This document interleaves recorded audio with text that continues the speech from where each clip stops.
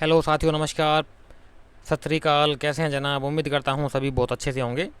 तो साथियों, फिर दोबारा हाजिर हुए हम आपके सामने। मैं पवन कुमार आप सभी का स्वागत करता हूं साथियों historical education and social YouTube channel के ऊपर। हम यहां पर तैयारी करवाते हैं आप सभी की एनटीए यूजीसी नेट जीआरएफ की। नेट जीआरएफ के साथ साथ तैयारी कर सकते हैं साथियों आप हमारे साथ मिलकर के TGT, PGT, NVS, KVS, GIC, GDC, DSSB इत्यादि सभी प्रकार के स्कूल और कॉलेज एग्जाम्स की, चाहे वो स्टेट लेवल के एग्ज़ाम्स हो, चाहे वो सेंट्रल लेवल के कम्पिटिटिव एग्ज़ाम्स रहे हों साथियों। आप हमारे YouTube channel historical education and social को ज्वाइन करके अपनी तैयारी को स्ट्रॉन्गफुली कर सकते हैं और नेट जीआरएफ और साथ साथ विभिन्न प्रकार के कम्पिटिटिव एग्जाम्स को क्रैक करके हिस्ट्री विषय के अपना सुनहरा भविष्य की कामना कर सकते हैं। तो हमारा सभी पुराने स्टूडेंट्स को पता होगा साथियों कि एंशिएंट इंडिया, मिडाइवल इंडिया हो चुका है, मॉडर्न इंडिया की तरफ हम बढ़ रहे हैं। 4-5 लेक्चर उसके हो चुके हैं और बारी बारी करके हम चैप्टर वाइज आपकी तैयारी को करवा रहे हैं और एग्ज़ाम के होने तक आपका 99%, 100% आप कह सकते हैं कि आपका सिलेबस कंप्लीट करा दूंगा मैं।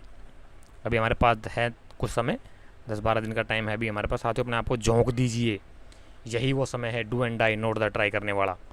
ठीक है, यहीं से आपका लाइफ का टर्निंग पॉइंट स्टार्ट हो सकता है।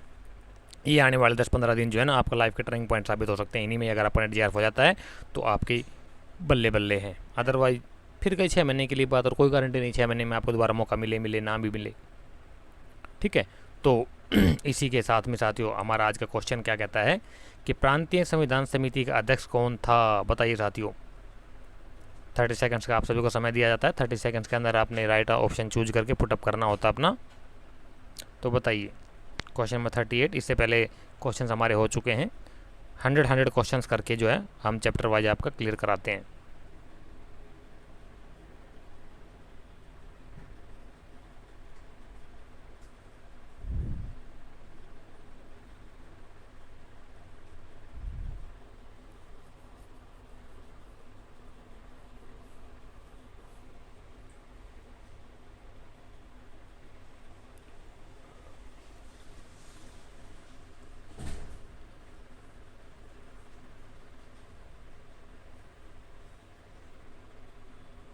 तो क्वेश्चन नंबर 38 का जो राइट आंसर होगा साथी वो होगा आपका option number B, Sardar Vallabh भाई पटेल थे। देखिए साथी, दो चीज़ें थी, एक तो संविधान समिति, ठीक है, और एक संविधान सभा।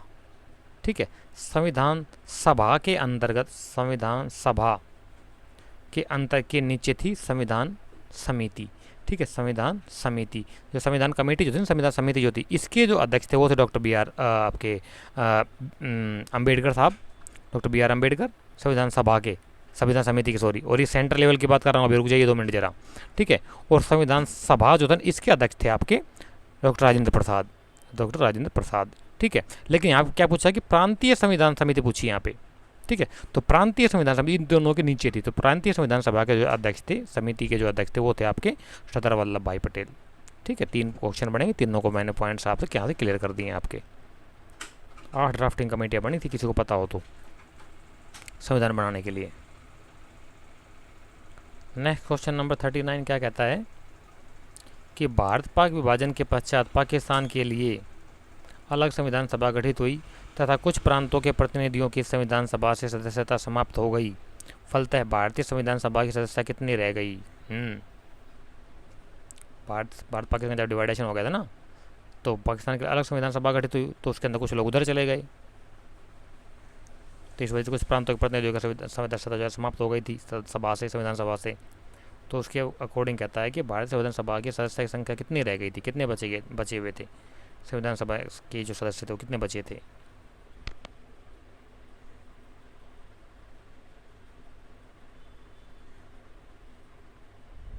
क्वेश्चन नंबर 39 आपके सामने है, फटाफट बता दीजिए।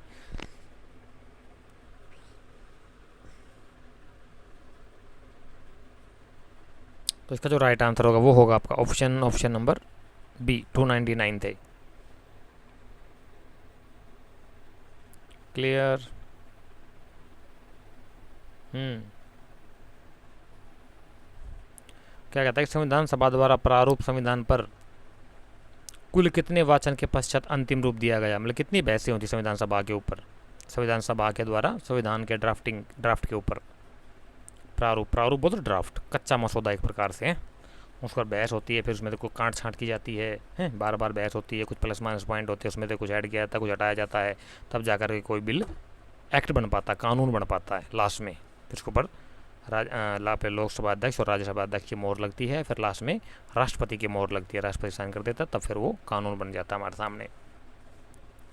आपको ये पूरी प्रक्रिया पता होना चाहिए बीइंग ए स्टूडेंट। हालांकि हमारा political science, Indian administration, public administration में ज़्यादा आता है, लेकिन आपको पता होना चाहिए। हिस्ट्री ना बहुत इंटरेस्टिंग सब्जेक्ट है, बहुत ब्रॉड सब्जेक्ट है साथियों। इंडियन एडमिनिस्ट्रेशन, पब्लिक एडमिनिस्ट्रेशन है, इसके भाग हैं हिस्ट्री के। हमारा पॉलिटिकल साइंस, ये सारी चीज़ें जो आती है ना, ये सब लॉ का बहुत बड़ा हिस्सा है हिस्ट्री में, ये सारा कुछ यार। तो बहुत बड़ा सिलेबस आपको पता होना चाहिए सारी चीज़ों का। कहीं से कुछ पूछ सकते हैं, आपको पता है नेट के एग्जाम का। तो क्वेश्चन नंबर 40 का जो राइट आंसर होगा वो होगा आपका ऑप्शन नंबर सी। तीसरी बहस के बाद कर दिया गया था, फाइनल रूप दे दिया गया था उसको। नेक्स्ट क्वेश्चन कहता है कि संविधान निर्माण हेतु संविधान सभा के कुल कितने अधिवेशन हुए। क्या बात है,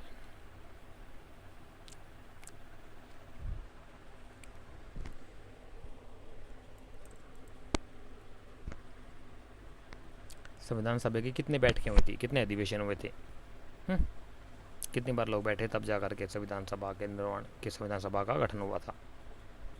संविधान सभा, संविधान समिति, दो अलग अलग चीज़ें हैं। डिटेल में पूछना हो तो हाँ, एक एडिशनल इन्फॉर्मेशन देता हूँ आप सभी को। सैटरडे शाम 4 बजे हमारी गूगल मीट दोबारा होगी, लाइव गूगल मीट होगी। वो हमारा एक डाउट क्लियरिंग सेशन होता है, उसमें आप सभी ज्वाइन कर सकते हैं।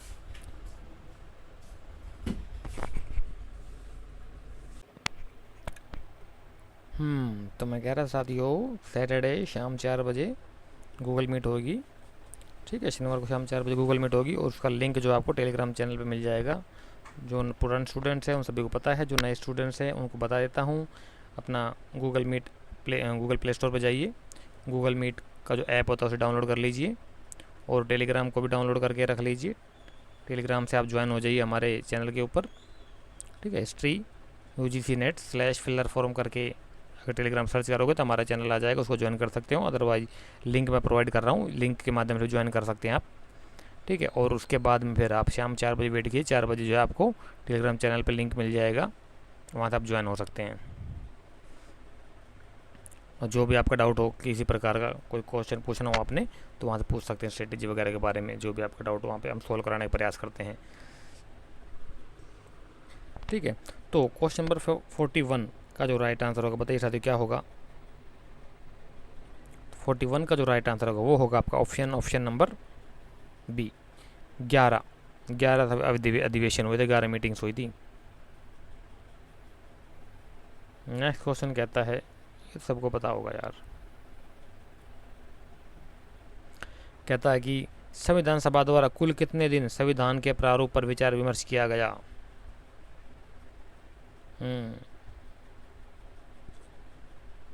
Question number 42।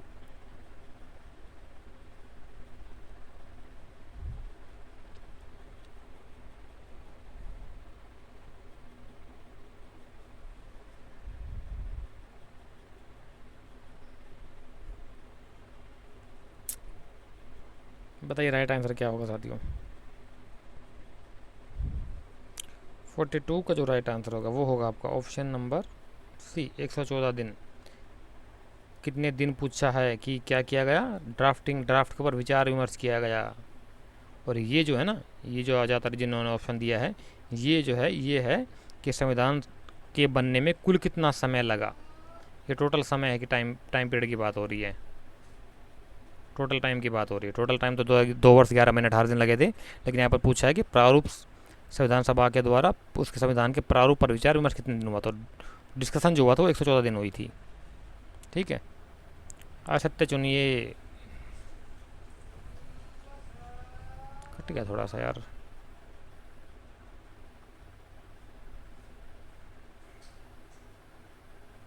असत्य कथन क्या, बताइए।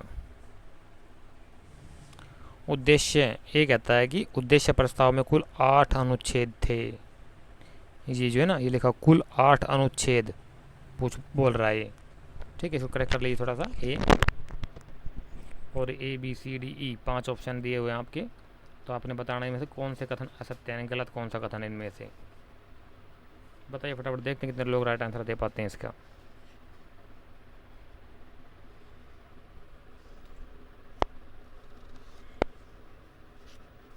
Question number 43।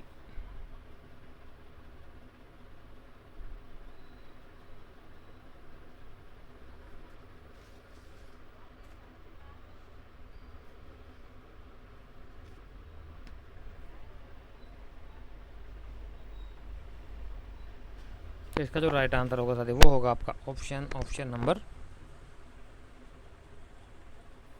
ई, सभी कथन सत्य हैं। 43 A B C D 4 option सही हैं। 44 क्या कहता है, ये आपका कथन और कारण वाला क्वेश्चन आ गया। कहता है ए, आदर्शन कहता है कि डॉक्टर अंबेडकर की अध्यक्षता में 7 सदस्यीय प्रारूप समिति का गठन 29 अगस्त 1947 को किया गया। आर रीजन कहता है कारण, संविधान के प्रारूप समिति के सदस्य डीपी खेतान की मृत्यु के बाद टी कृष्णामाचारी को उसका सदस्य बनाया गया। सत्य कथन का चयन कीजिए, बताइए कौन सा ऑप्शन इसमें से राइट है, A B C D.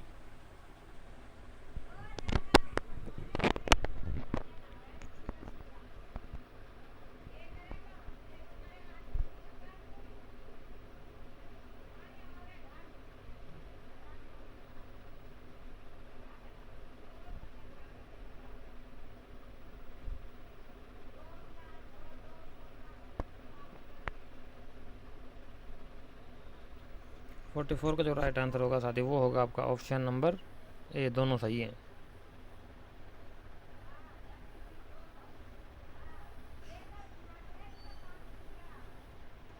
Ashok की किस अभिलेख में 7 बौद्ध पुस्तकों का उल्लेख है? ओए होए होए होए होए, क्या बात है भाई साहब रे, कहाँ से ढूंढ ढूंढ कर लाए जा रहे हैं क्वेश्चन। आधे लोगों को पता ही नहीं भाई साहब कि बौद्ध पुस्तकों का उल्लेख मिलता है अशोक के अभिलेख में। कौन सा वो अभिलेख है भाई साहब जिसमें 7 बौद्ध पुस्तकों का उल्लेख मिलता है? 45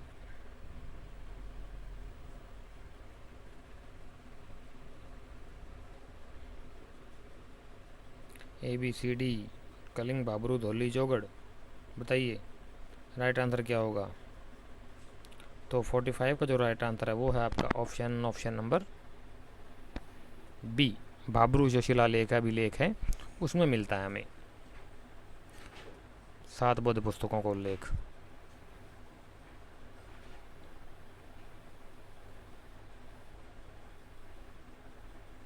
आगे कहता है कि किसानों पर हाकिमों के ढाए जुल्म चाहे कितने भारी रहे हों, सुल्तान अलाउद्दीन के काल में कोई भी भुनभुनाने या शोर मचाने की हिम्मत नहीं कर सकता था।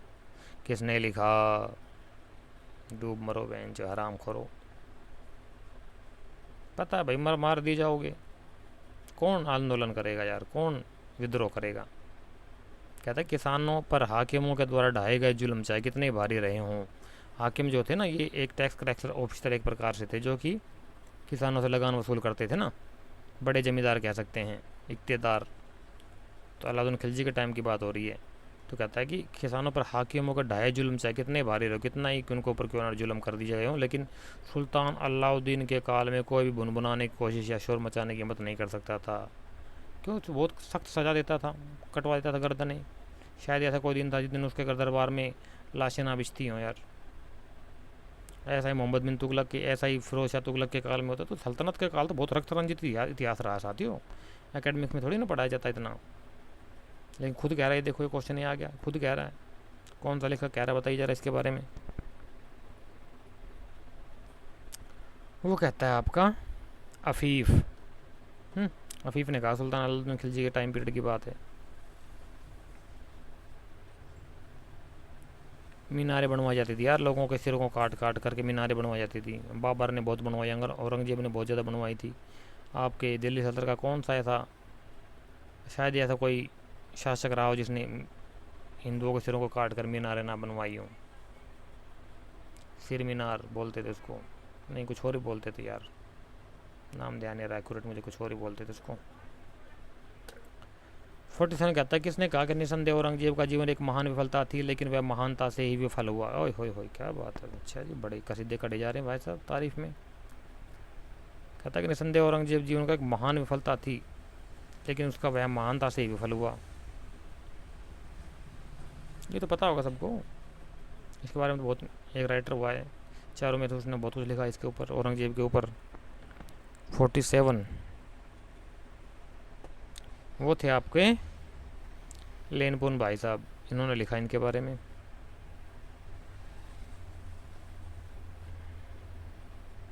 आगे कहता है कि ईरानी सोने के सिक्के डेरिक कितने ग्रेन के होते थे जो भारत के पश्चिमोत्तर सीमा प्रांत में चलाए गए थे। भारत के पश्चिमोत्तर सीमा प्रांत बोले तो आज का अफगानिस्तान और पाकिस्तान से मिलता हुआ क्षेत्र, ईरान के लगता हुआ है।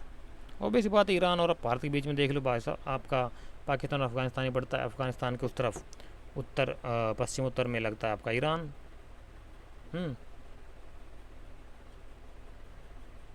तो साइज पूछा है, वजन सॉरी, कितने ग्रेन के थे। ये ना आरामखोर करते हैं कि हिस्टोरियन क्या करते हैं, हिस्टोरियन जो ना अंग्रेजों, देखो क्या होता है साथियों कि अंग्रेजों में ना ब्रिटिश पैमाना जो होता है, मेजरमेंट सिस्टम जो होता है, उनके वहाँ पर ग्रेन चलता है।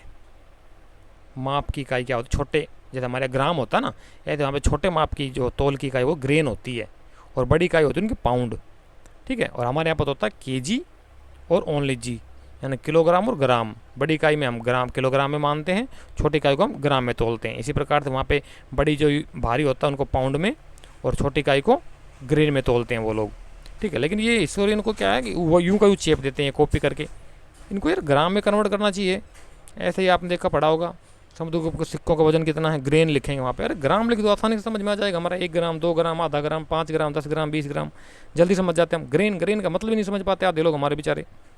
ऐसे ही लिखेंगे डॉलर, इतने लाख डॉलर। अरे हराम खोर, उनको हजार करोड़ लाख करोड़ में कन्वर्ट करके बताया करो, ताकि जो एक आम आदमी समझ सके। लेकिन ये ना भाषा की समस्या सबसे बड़ी यही होती है, इतनी जहमत कौन उठाए, इतनी कोई रिसर्च करके राजी नहीं है। कन्वर्ट करके बता दो, लोग आराम से समझ जाते हैं, लाख करोड़ जल्दी समझ जाते हैं, बल्कि ज़्यादा लोग समझ जाएंगे। डॉलर आधे लोगों को समझ नहीं आता डॉलर होता क्या है, कितना अमाउंट होता है। करीब 80 रुपये पहुँच गया $1 में, 1 अमेरिकन डॉलर में साथियों, एट द प्रेजेंट टाइम में 79 अराउंड चल रहा है। 2014 में 72-74 रुपये था। 6 साल के अंदर अंदर, 8 साल के अंदर अंदर करीब देख लो कितना बढ़ गया। रुपए की वैल्यू गिरती जा रही है मोदी राज में। फिर भी कह रहे हैं लोग हर हर मोदी, घर घर मोदी, काय का मोदी यार। अच्छा, 48 का जो राइट आंसर है ना, वो है आपका ऑप्शन नंबर डी। 130 ग्रेन का था वो सिक्का, जिसको बोला गया था डेरिक, सोने का सिक्का था जो ईरान में चलता था। 49 क्वेश्चन क्या कहता है कि narrative of various journeys of Afghanistan, Balochistan, cloth and Punjab. अच्छा जी, पुस्तक के लेखक कौन है? Narrative of various journeys of Afghanistan, Balochistan, cloth and Punjab. बताइए इससे आगे बुक का राइटर कौन है? नैरेटिव ऑफ वेरियस वेरियस बोले अलग अलग प्रकार का। जर्नीज ऑफ अफगानिस्तान, जर्नी बोलते यात्रा, ऑफ अफगानिस्तान की यात्रा, बलूचिस्तान, क्लॉथ कपड़े, एंड पंजाब, और पंजाब के नाम से, टाइटल के नाम से बुक लिखी गई, उसका राइटर कौन है, किस राइटर ने लिखी है बुक?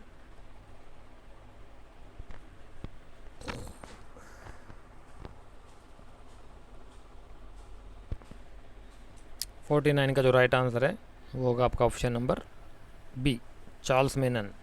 ये चार्ल्स नहीं, चार्ल्स आएगा, चार्ल्स, CHARLS आता है, चार्ल्स मेसन।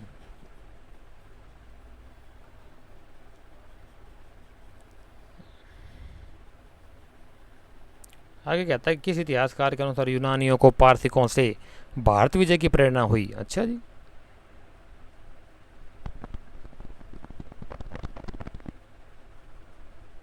स्काईलैक्स ने भारत के पश्चिमी देशों तक एक समुद्री मार्ग की खोज की। स्काईलैक्स को बताएगा कौन था?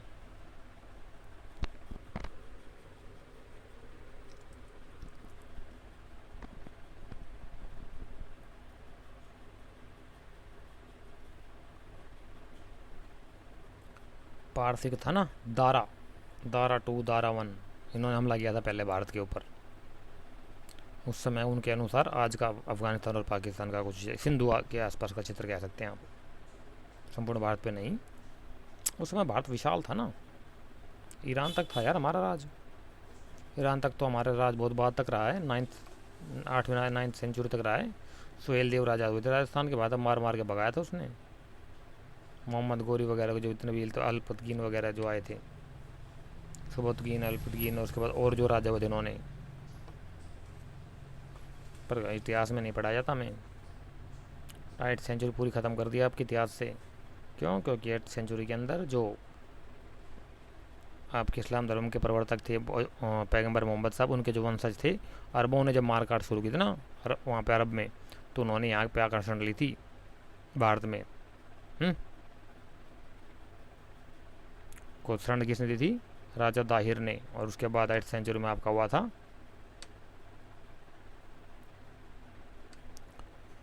ललितादित्य मुक्तापीड़, वो बहुत बड़ा राजा था, ईरान तक राज्य था उसका, अशोक के बराबर राज्य था, हर्षवर्धन से बड़ा।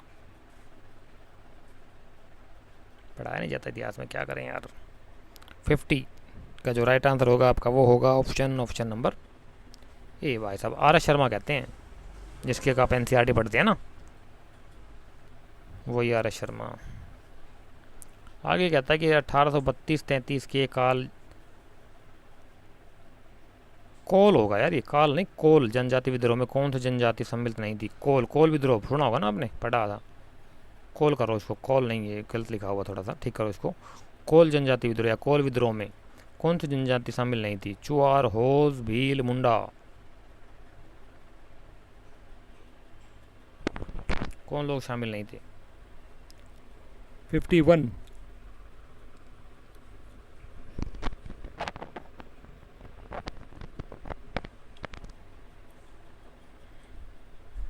इसका जो राइट आंसर होगा वो होगा आपका ऑप्शन नंबर सी, भील लोग शामिल नहीं थे उसमें, भील जनजाति शामिल नहीं हुई थी उसमें।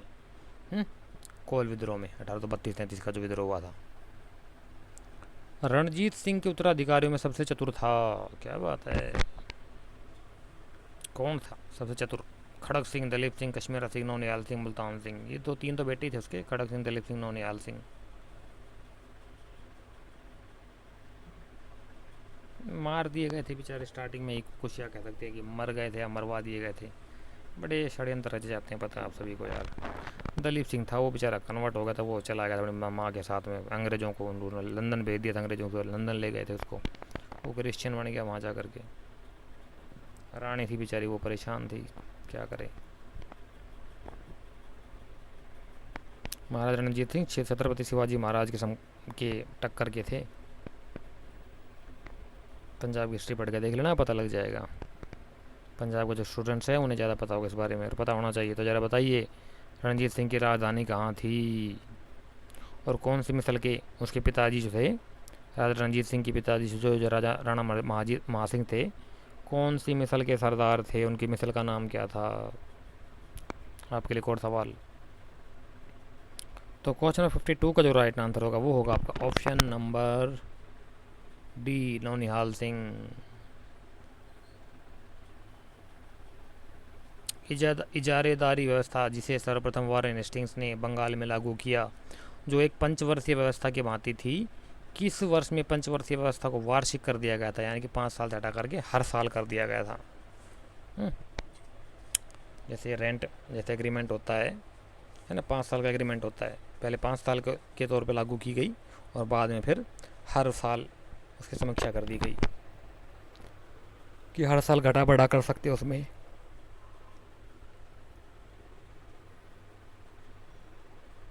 तो बताइए कब हुआ था साथियों ये?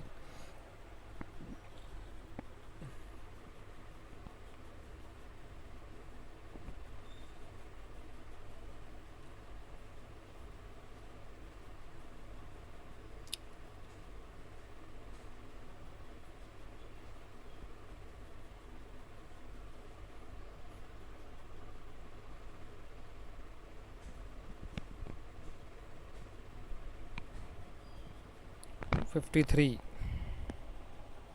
का जो राइट आंसर होगा वो होगा आपका सी, 1777।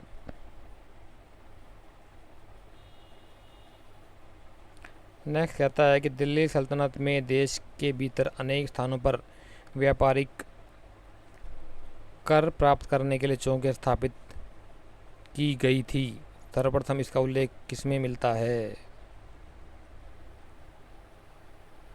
इसको हटाओ, इसको हटाओ, कुछ पेल देते हैं। अब पूछ पढ़ो इसको। दिल्ली सल्तनत में देश के भीतर अनेक स्थानों पर व्यापारिक कर प्राप्त करने के लिए चौकियां स्थापित की गई थी। ठीक है, इसका सर्वप्रथम इसका उल्लेख किस में मिलता है, कौन सी पुस्तक में मिलता है? आज जैसे चुंगी लगा जाते हैं ना, चुंगी कर लगाते हैं हाईवेज के ऊपर, या आपके एक प्रकार से टोल टैक्स, आने जाने वाली गाड़ियों से टोल टैक्स लिया जाता है, चुंगी कर लिया जाता है। तो इसी प्रकार से उस समय भी व्यापारिक कर प्राप्त करने के लिए चौकियां स्थापित की गई थी। इसका उल्लेख सबसे पहले हमें कौन से बुक में मिलता है, बताइए जरा।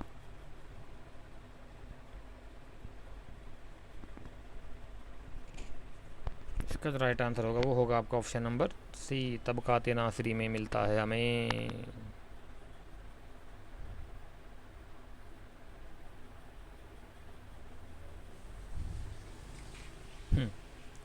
आर के का दिमाग घूम जाता है, कल भी कह रही थी वो। इतने हिस्ट्री कैसे याद रखें बेटा, practice makes a man be perfect. Practice practice practice बार बार करोगे और इसके लिए कोई जड़ी बूटी नहीं पड़ी। 55, शाहजहाँ ने अपनी जनता पर एक शासक के रूप में नहीं बल्कि अपने परिवार और बच्चों पर एक पिता के रूप में शासन किया। उक्त कथन किसके द्वारा कहा गया? अच्छा जी, क्या बात।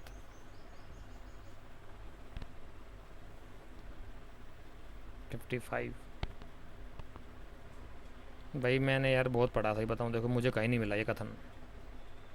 ट्रेवरनियर का पढ़ा मैंने, बर्नियर और ट्रेवरनियर का भारत यात्रा पढ़ी है मैंने पीडीएफ में, मेरे को नहीं मिला भाई साहब। ये भाई साहब पता नहीं कहाँ से लिया है ढूंढ करके, कि शाहजहाँ ने अपनी जनता पर एक शासक के रूप में नहीं बल्कि अपने परिवार और बच्चों पर एक पिता के रूप में शासन किया।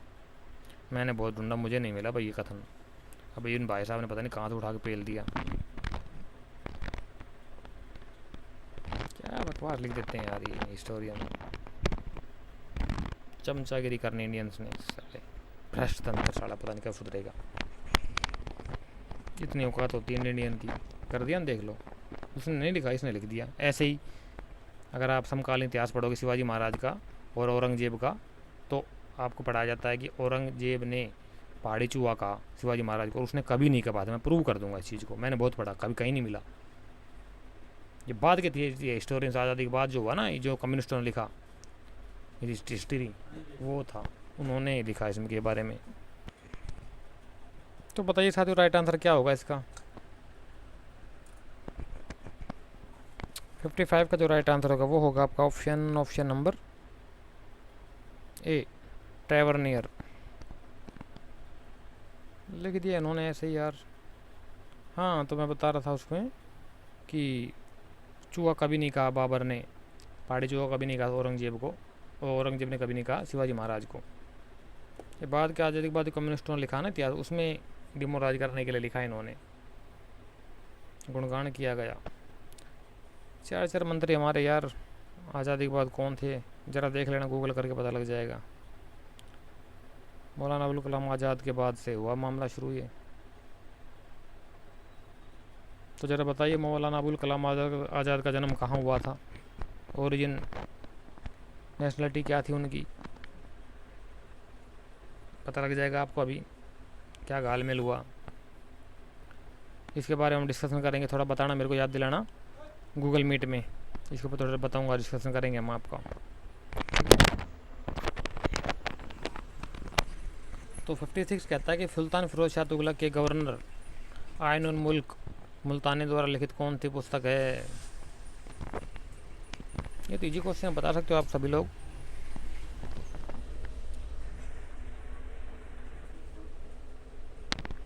मुल्तानी, लोगों को ऐसा लगता है जैसे मुल्तानी मिट्टी है, ये मुल्तानी मिट्टी नहीं है भैया।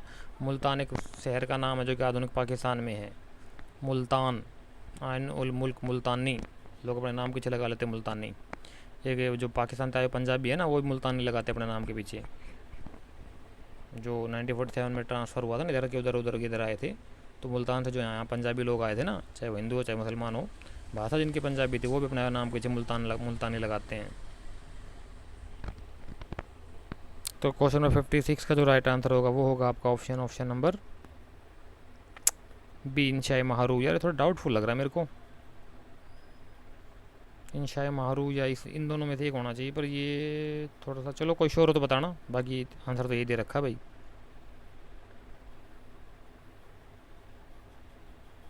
नेक्स्ट क्वेश्चन कहता है कि ईरान के शासक कजन खां के प्रधानमंत्री का क्या नाम था जिसने भारत भ्रमण का मुख्य उद्देश्य इस देश की जड़ी बूटियाँ प्राप्त करना था। अच्छा जी, क्या बात।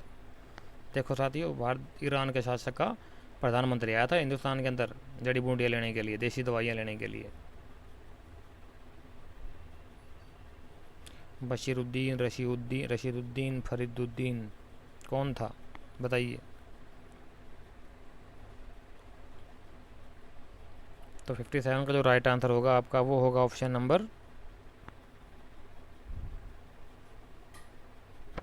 57।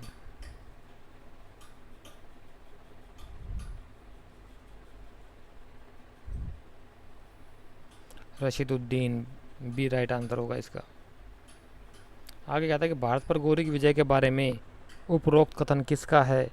गौरी के तुर्की के नेतृत्व में भारत के शहरी श्रमिकों की क्रांति थी।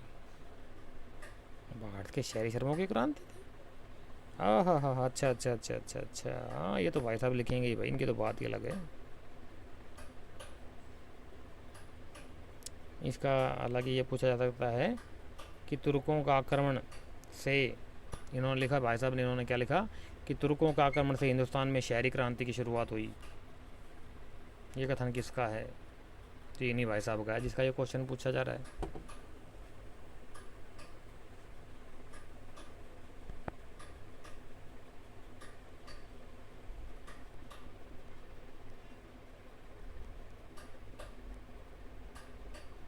क्या पढ़ाया जाता बकवास यार, लिख दिया हिस्टोरियंस ने। हमारे ऐसे बेवकूफ़ लोग मान बैठते हैं इन चीज़ों को, अपना दिमाग लड़ाते नहीं है, ना कुछ रिसर्च करते हैं, ना कुछ वैसे ऐसे जो ने जो कह दिया उसी को मान लिया, भेड़ चाल हो रखी है।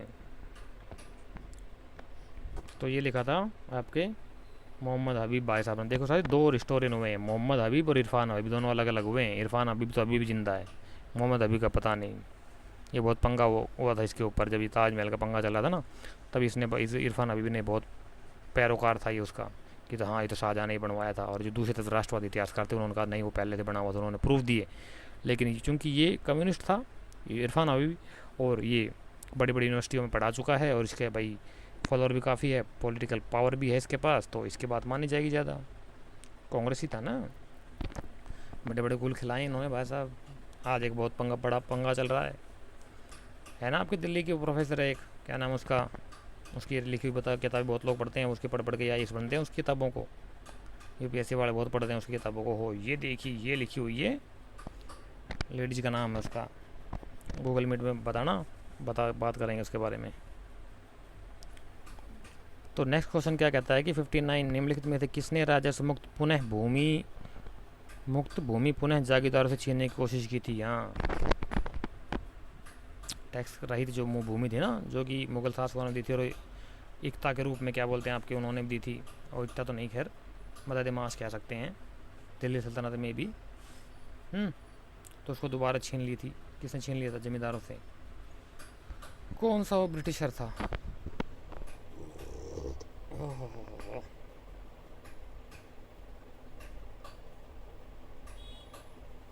59 का जो राइट आंसर होगा साथी वो होगा आपका ऑप्शन नंबर, बताइए फटाफट क्या होगा।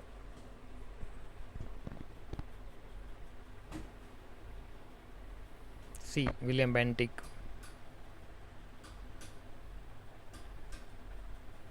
नेक्स्ट क्वेश्चन 60 कहता है कि कालिदास के मालविकाग्निमित्रम के अनुसार पुष्यमित्र शुंग ने कितने अश्वमेध यज्ञ किए। हाँ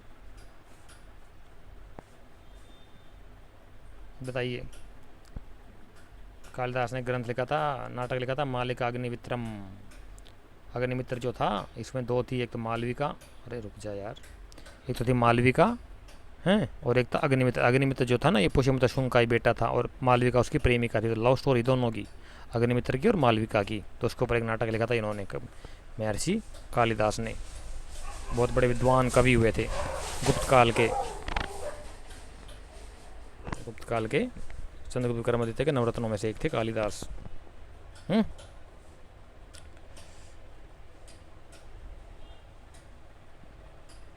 तो बताइए 60 राइट आंसर क्या होगा साथियों? फर्स्ट एक किया था, कालिदास की पूछ रहा है यहाँ पे। तो ज़रा बताइए, पुष्यमित्र शुंग ने कितने यज्ञ किए थे? किसके अनुसार? अयोध्या के धनदेव अभिलेख के अनुसार कितने यज्ञ किए थे पुष्यमित्र शुंग ने? एक और क्वेश्चन आपके लिए बता रहा हूँ मैं। अयोध्या का धनदेव जो अभिलेख था उसके अनुसार पुष्यमित्र शुंग ने कितने यज्ञ किए? कितने अश्वमेध यज्ञ किए? बताइए। राजबली पांडे के अनुसार यवनों ने कितनी बार पुष्यमित्र शुंग के समय आक्रमण किया?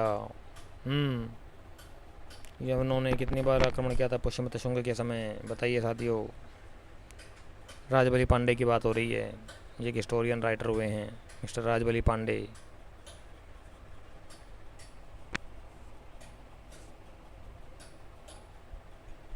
तो इनके अनुसार कितनी बार किया था? ऑप्शन नंबर सी 3 बार।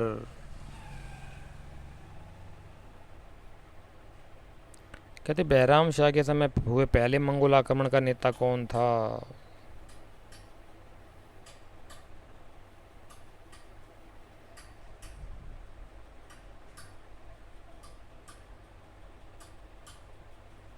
बैराम शाह के समय हुए पहले मंगोल आक्रमण का नेता कौन था? बताओ।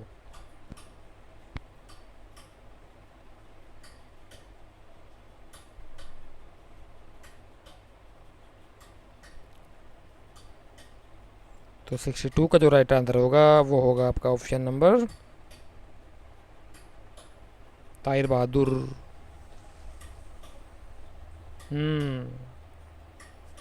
स्टेटमेंट आ गया।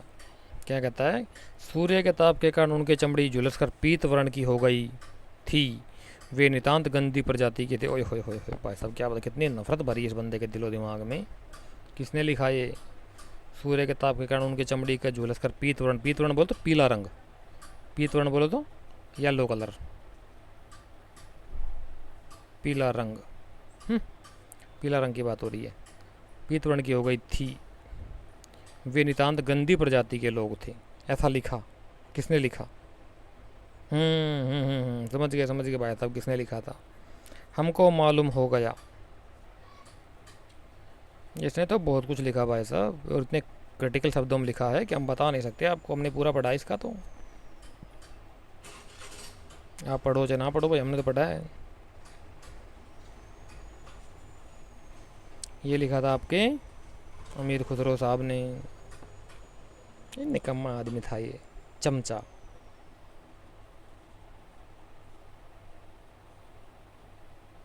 पिट्ठू। कामिनी को पिट्ठू का ही नहीं पता, बताओ यार। राज दंपति भांत किंग क्वीन के सिक्के निम्नलिखित में से कितने गुप्त शासकों द्वारा जारी किए गए थे?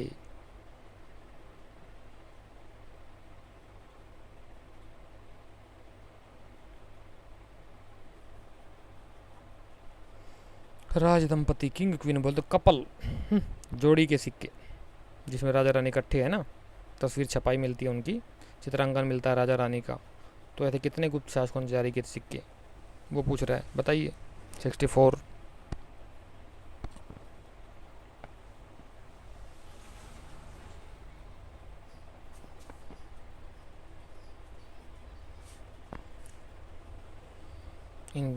बताऊँ आपको? वैसे एक बात आती हूँ, गुप्त शासकों द्वारा जारी किए गए सिक्कों के ऊपर हमेशा एक क्वेश्चन आता है, अच्छे से देख लेना। कौन कौन शासक ने कौन कौन से प्रकार के सिक्के जारी किए और उनके वजन क्या था, कितना कितना वजन था, ठीक है ना। हर बार क्वेश्चन आता है एक दो। तो 64 का जो राइट आंसर होगा ना, वो होगा आपका ऑप्शन नंबर बी। 3 गुप्त शासकों ने जारी किए थे राज दंपति प्रकार किंग क्वीन के सिक्के। ये सूरजमल जाट सफदरजंग के साथ, कहते सफदरजंग के साथ सूरजमल की मित्रता के कारण कौन सूरजमल से शत्रुता रखता था, जिसके कारण उसने मराठों को भरतपुर पर आक्रमण के लिए प्रेरित किया? अच्छा जी।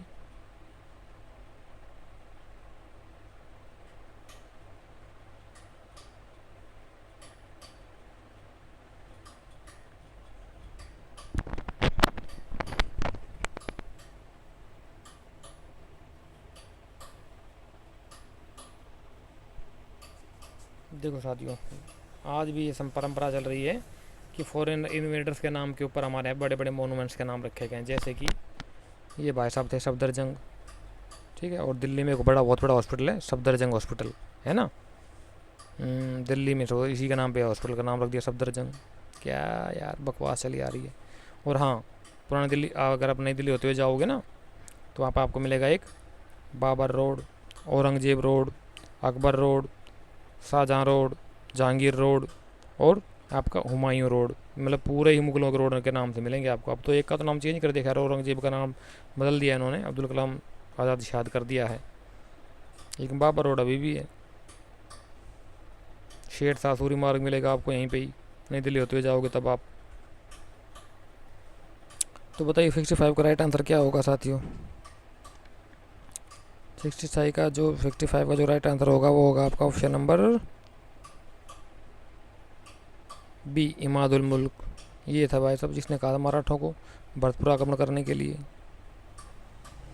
जलता था ये आरामखोर। किस मराठा सरदार ने कुंजपुरा व सरहिंद पर अधिकार करते हुए अदिन बेग की सहायता से अब्दाली के पुत्र तिमूर व जनरल जहान खां को पंजाब से खदेड़ दिया। ओए होए होए, क्या बात है भाई साहब।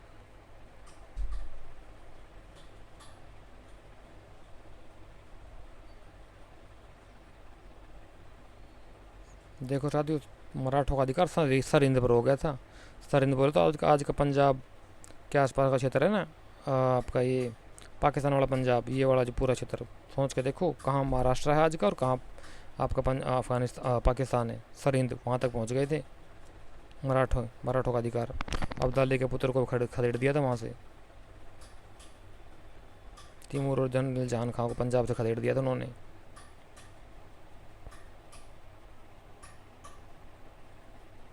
ये थे आपके रघुनाथ राव, इन्होंने खदेड़ दिया था।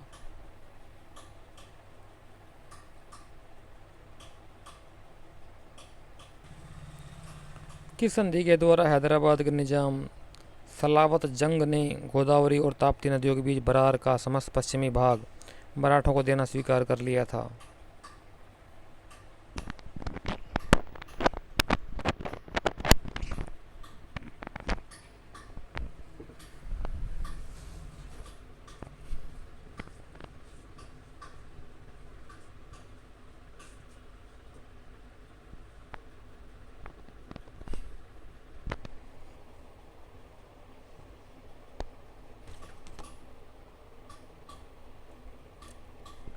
बताइए सर 67 का राइट आंसर क्या होगा।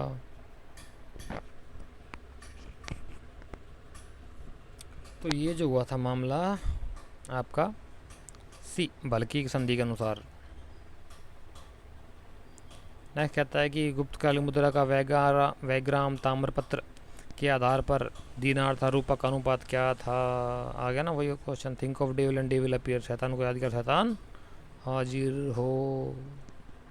बताइए दीनार और रूपक अनुपात क्या था साथियों। एक दिनार में कितने रूपक होते थे।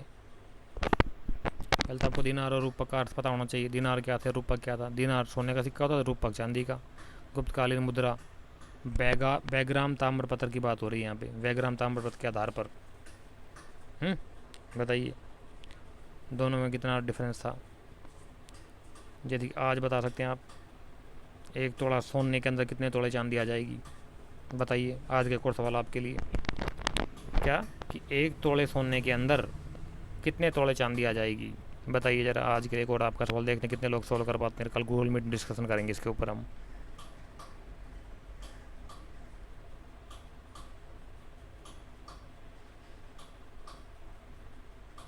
याद बात तो दिलवाते नहीं हो आप लोग, ऐसे ही पेल देते हो। गूगल मीट को भी ऐसे ही बना लिया आप लोगों ने यार। तो 68 का जो राइट आंसर होगा आपका वो होगा आपका ऑप्शन नंबर, इजी क्वेश्चन है यार, बता दो। 1/16 यानी कि एक दिनार के बराबर में 16 रूपक होते थे हमारे। एक दिनार कितने के बराबर होता है, 16 रूपक के बराबर होता था। यानी कि एक सोने का सिक्का 16 चांदी के सिक्कों के बराबर होता था। 69 कहता है कि इस गार्गी संहिता में किसी धार्मिक रूप में है धार्मिक धूर्त और झगड़ालू शास्त्र बताया गया है। शास्त्र बताया गया है। झगड़ालू शत्रु होगा यार ये, इसको थोड़ा ठीक करो यार, ये कुछ पेल देते हैं यार, ये ना शत्रु होगा ये। शास्त्र नहीं होगा, शास्त्र तो किताबें आ जाती हैं उसमें। धार्मिक सॉरी, गार्गी संहिता में किसे धार्मिक रूप में अधार्मिक, धूर्त और झगड़ालू शत्रु बताया गया है? किसे बताया गया? संप्रति हाँ, मौर्य काल की बात हो रही साथियों। शैल शुक कुणाल दशरथ ब्रदरथ, किसे बताया गया बताओ? गार्गी संहिता की बात हो रही है। 69।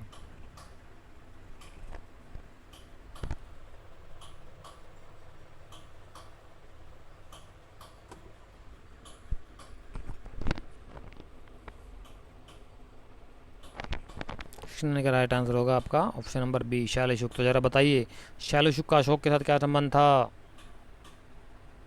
क्या लगता था अशोक इसका? क्वेश्चन नंबर 70 और आज का अंतिम सवाल है आपके सामने। क्या कहता है? क्या कि स्वतंत्रता प्राप्ति पूर्व किसने अनुमान लगाया था कि प्रति व्यक्ति राष्ट्रीय आय 18 रुपये है? अच्छा जी।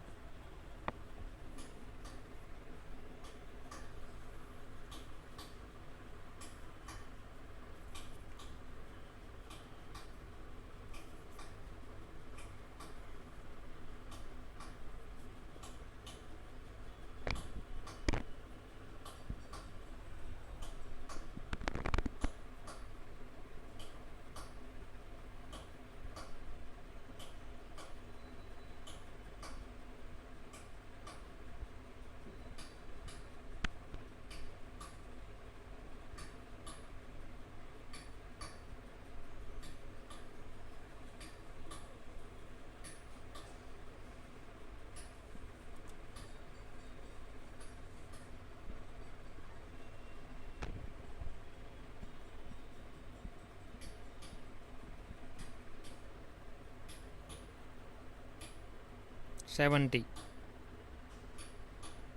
का जो राइट आंसर होगा वो होगा आपका ऑप्शन नंबर, क्या बात है, डी, कोई नहीं इनमें से। तो फिर किसने लगाया अनुमान? आपके लिए एक और सवाल, किसने लगाया फिर अनुमान? इनमें से कोई नहीं तो किसने लगाया होगा? आप ढूंढ लीजिए फिर बताएंगे, देख लेना अपना। तो ये कुछ सवाल थे साथियों जिसका हमने बारी बारी करके सॉल्यूशन किया है। कुछ क्वेश्चन और बचे हैं, इसका हम नेक्स्ट मीट में सॉल्व कराएंगे आपको। इसी प्रकार से चलते रहिए आप हमारे साथ में, रेगुलर 1 बाय 1 करके हम आपका कोर्स कंप्लीट होने जा रहा है। आपका लगभग हो ही गया है समझो। एमसीक्यू के माध्यम से आपका chapter wise revision, fast revision और एक्सप्लेनेशन के माध्यम से हम आपका तैयारी करवा रहे हैं एमसीक्यू के थ्रू। तो नेक्स्ट वीडियो में फिर दोबारा मुलाकात होगी। और हाँ, सैटरडे शाम 4 बजे गूगल मीट होएगी, लिंक मिलेगा टेलीग्राम पे चैनल पे। टेलीग्राम चैनल को जरूर ज्वाइन कर लीजिए साथियों, मैं बार बार बोलता हूँ आप सभी को। तब तक के लिए थैंक यू सो मच। जय हिंद और जय भारत।